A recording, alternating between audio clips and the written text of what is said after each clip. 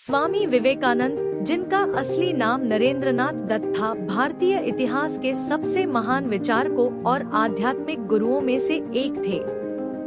वे एक ऐसे व्यक्तित्व थे जिन्होंने अपने जीवन और विचारों से न केवल भारत को बल्कि पूरे विश्व को प्रेरित किया। उनकी कहानी एक साधारण व्यक्ति के असाधारण गुरु बनने की है, जिन्होंने भारतीय संस्कृति, वेदांत और योग को दुनिया के सामने प्रस्तुत किया। स्वामी विवेकानंद का जन्म जनवरी 2012 1863 को कोलकाता में हुआ था। उनके पिता विश्वनाथ दत्त एक प्रसिद्ध वकील थे, जबकि उनकी मां भुवनेश्वरी देवी एक धार्मिक महिला थी, जिन्होंने नरेंद्रनाथ को धार्मिक और आध्यात्मिक मूल्यों से परिचित कराया। बचपन से ही नरेंद्र की बुद्धिमत्ता और जिज्ञासा ने उन्हें दूसरों से अलग बनाया।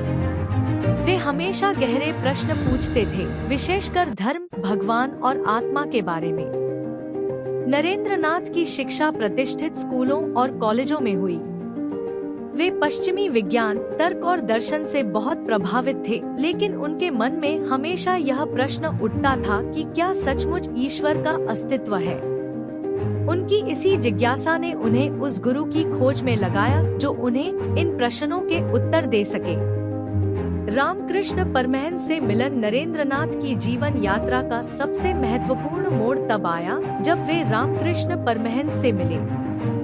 रामकृष्ण परमहंस दक्षिणेश्वर काली मंदिर के एक महान संत और भक्त थे। जब नरेंद्र ने उनसे पूछा, क्या आपने ईश्वर को देखा है?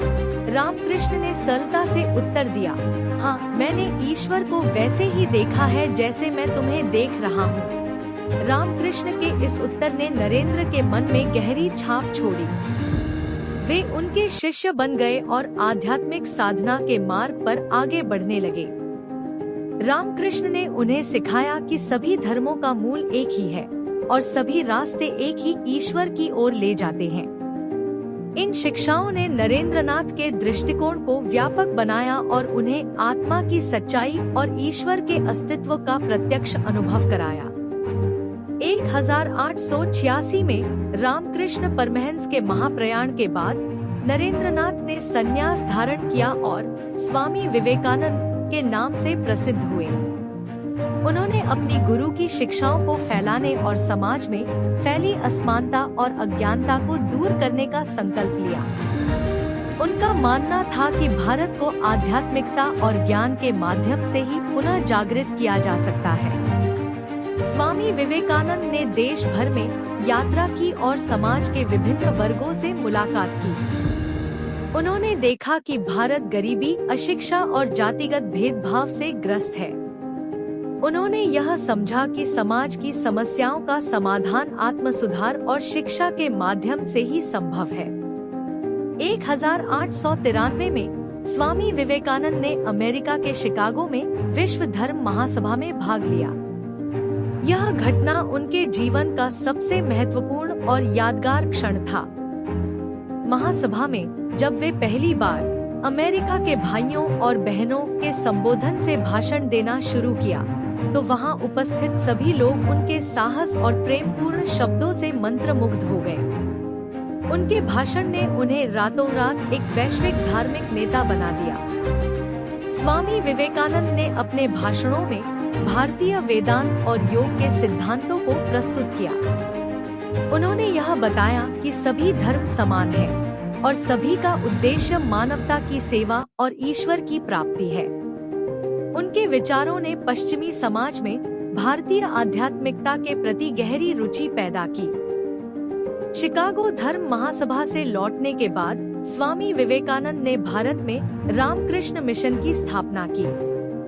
इस मिशन का उद्देश्य शिक्षा, स्वास्थ्य सेवा और समाज सेवा के माध्यम से समाज के वंचित और गरीब वर्गों की सहायता करना था। विवेकानंद का मानना था कि मानव सेवा ही ईश्वर की सच्ची सेवा है। उन्होंने अपने अनुयायियों से कहा कि वे गरीबों और पीड़ितों की सहायता करें, क्योंकि उनमें ही ईश्वर का वास है। रामकृष्ण मिशन आज भी उनके विचारों और सिद्धांतों का पालन करते हुए शिक्षा और समाज सेवा के क्षेत्र में महत्वपूर्ण योगदान दे रहा है। स्वामी विवेकानंद का जीवन बहुत लंबा नहीं था, लेकिन उनके विचार और शिक्षाएं आज भी जीवंत हैं।